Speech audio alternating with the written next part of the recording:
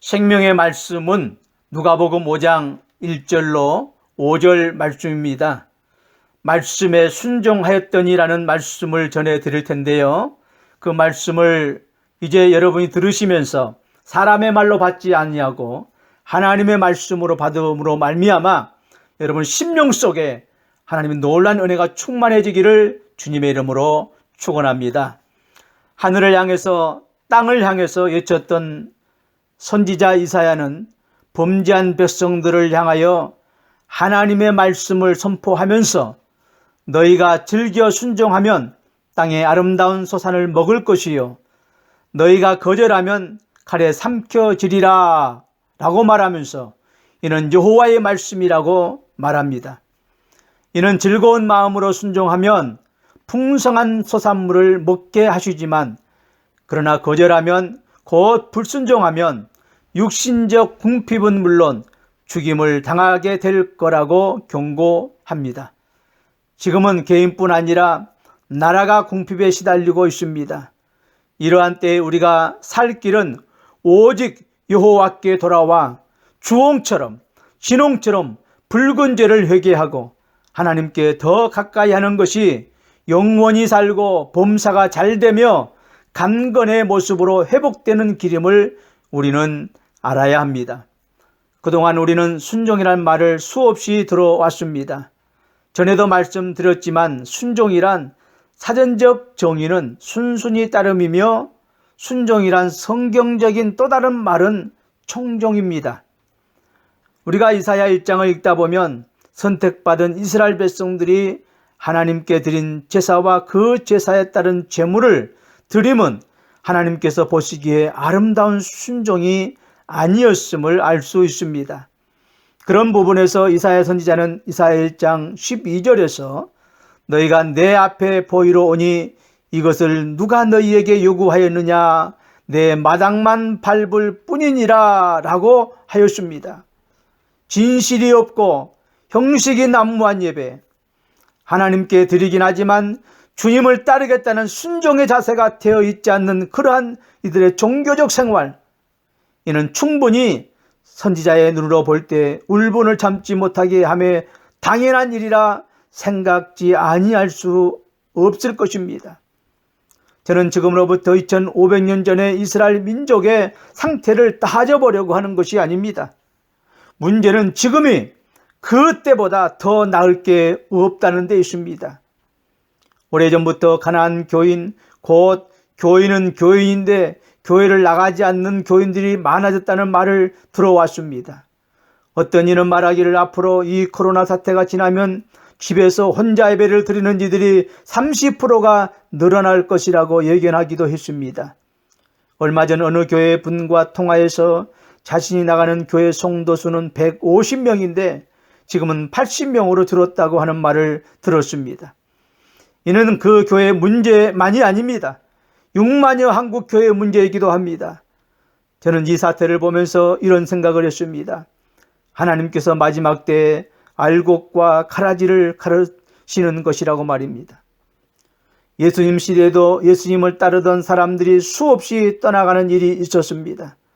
그때 예수님은 제자들을 향하여 너희도 가려느냐라고 하셨는데 이때 시몬 베드로가 대답합니다. 주여, 영생의 말씀이 주께 있사오니 우리가 누구에게로 가오리까?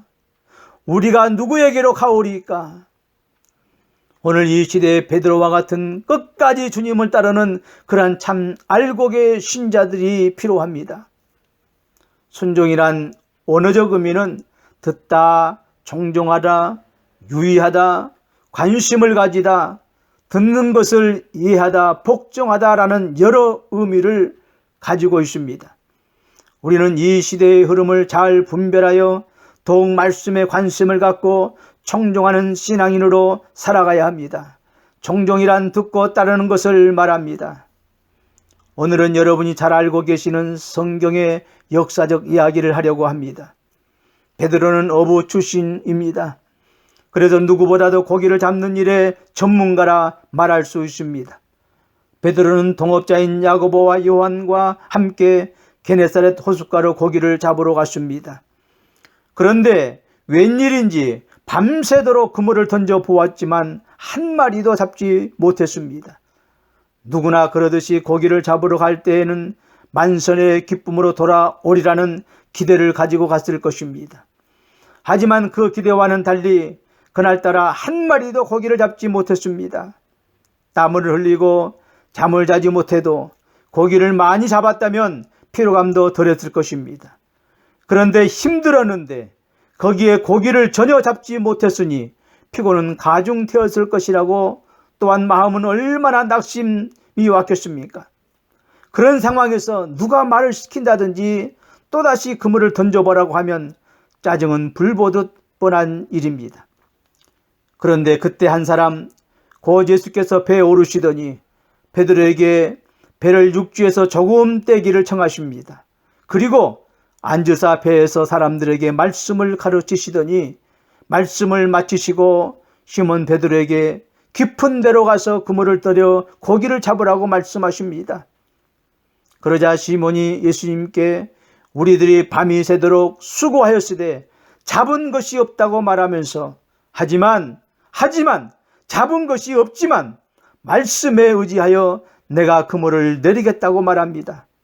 조금 전까지만 해도 지쳐있는 모습으로 집으로 돌아가려고 그물을 씻고 있던 시몬을 비롯한 동업자들이었습니다.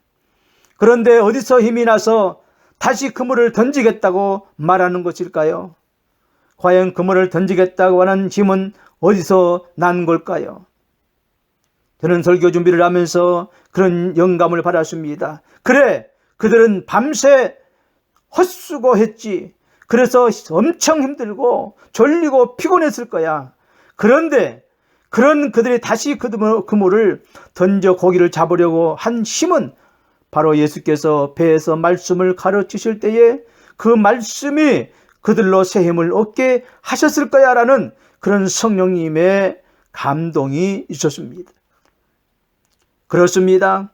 피곤했던 그들은 예수께서 말씀하실 때에 그 말씀의 능력으로 피곤함이 사라지고 다시 일어서겠다는 다시 그물을 던질 수 있는 새 힘이 생긴 것입니다. 이것이 바로 말씀의 능력입니다. 힘입니다. 힘들고 지친 영혼에게 새 힘을 주시고 피곤한 자를 다시 일으키시는 능력이 바로 말씀에 있는 것입니다. 우리는 시몬 베드로에게서 그 답을 찾습니다. 수고하였으되 잡은 것이 없지만은 말씀에 의지하여 내가 그물을 내리리이다. 말씀하시니 내가 순종하겠다는 것입니다. 말씀하시니 내 비록 피곤하고 절망적이지만 따르겠다는 것입니다. 이것이 바로 우리가 배워야 할 참 아름다운 순종입니다. 순종하였더니 그물이 찢어지도록 고기를 심히 많이 잡았다는 것입니다.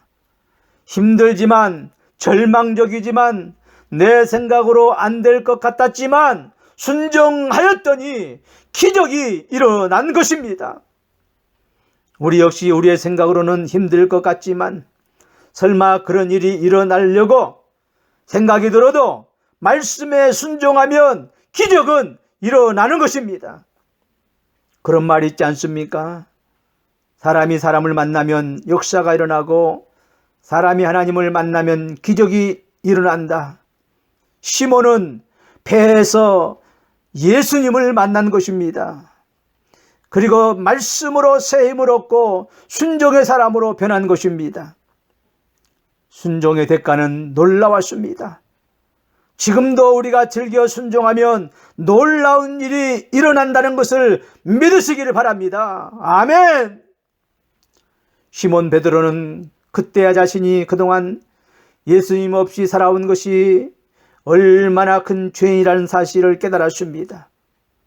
예수님 무릎 앞에 엎드려 주여 나를 떠나소서 나는 죄인이로소이다 라고 고백합니다.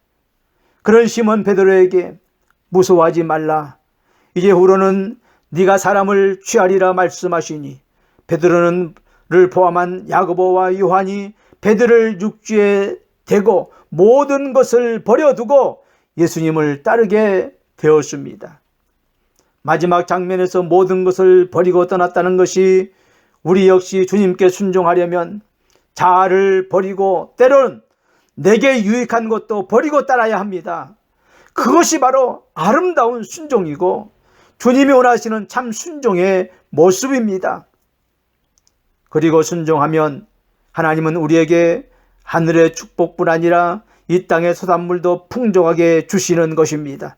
그러므로 즐겨 순종하고 말씀에 의지하여 순종하여 주님이 주시는 기적의 축복을 체험하고 축복의 통로로 승리의 삶을 살아가는 저와 여러분이 되시기를 주님의 이름으로 간절히 축원합니다. 아멘. 거룩하신 아버지 하나님, 말씀에 순종하면 기적이 일어납니다.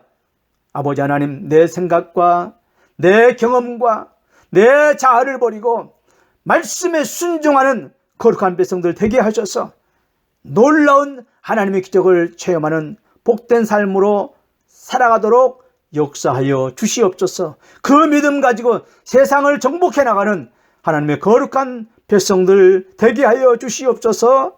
우리를 구원하신 예수님의 이름으로 간절히 기도하옵나이다. 아멘.